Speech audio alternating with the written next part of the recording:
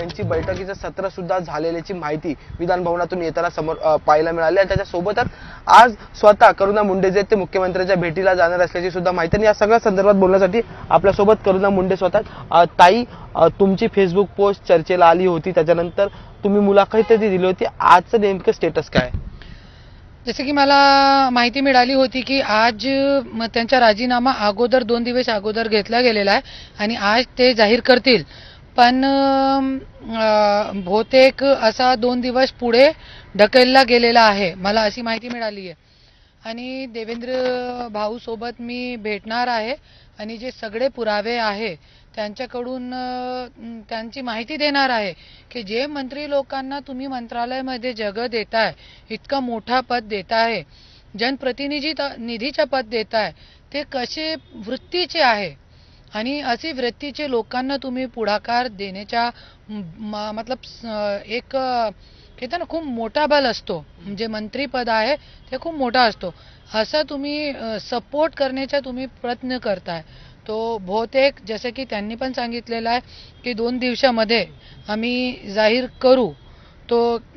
काय करायचं आहे की काय नाही करायचं आहे त्यांनी पण स्टेटमेंट दिलेलं आहे सकाळी तो बहुतेक 2 दिवस पुढे ढकलला गेलेला आहे राजीनामा आता यात सगळ्यात महत्त्वाची मुद्दा आहे की सतत राजीनाम्याची मागणी केली जात आहे आज अधिवेशनाचा पहिला दिवस आहे तुम्ही म्हटलं होतं की 3 मार्चला त्यांचा राजीनामा होईल तरीही अधिवेशन सुरू झालंय पण अद्याप राजीनामा का घेत नाही सरकार तुम्हाला का वाटतं मला तो हे आश्चर्यजनक गोष्ट वाटते की राजीनामा लिहून घेतला गेलेला त्यांच्याकडून तरी पण आज अजितदादा असा धनंजय मुंडेचा बहुतेक प्रेशर असेल त्यांच्यावरती क्योंकि जसे की सगळ्यांना माहिती आहे की आज अजितदादा जे गट आहे त्याच्यामध्ये धनंजय मुंडेचा खूप मोठा कर्तव्य आहे खूप मोठा पद आहे तो त्याच्यासाठी आज मला असं वाटतं की बहुतेक धनंजय मुंडे प्रेशर करत आहे की जरी तुम्ही राजीनामा घेतला तो मी बहुतेक पार्टी सोडेन काहीतरी करेन असं मला वाटते त्याच्यासाठी आता हे लिहून घेतलेलं आहे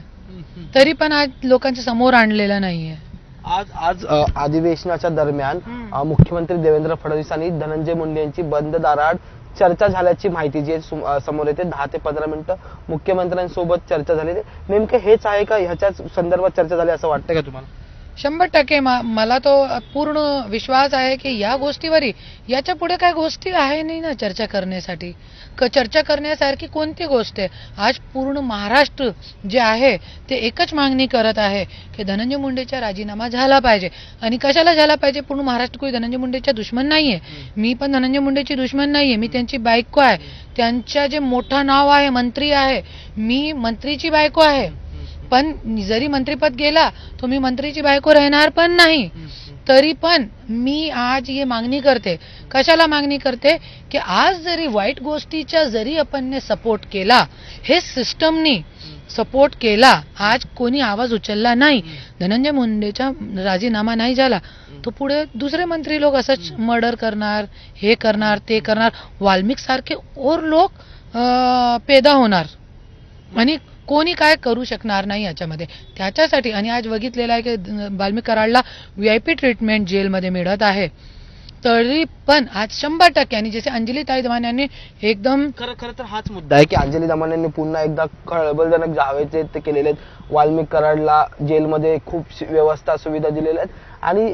त्या संदर्भात तुम्हाला विचारायचं होतं की अशा व्यवस्था पोहोचतात का कारण की तुम्ही एका जसं आता म्हटलं की तुम्ही एका मंत्र्याच्या पत्नी आहात तुम्ही सुद्धा तुरुंगवास जो आहे तो तुमच्यावरही ती वेळ आली होती त्यावेळेस अशा व्यवस्था खरंच पोहोचवल्या जातात का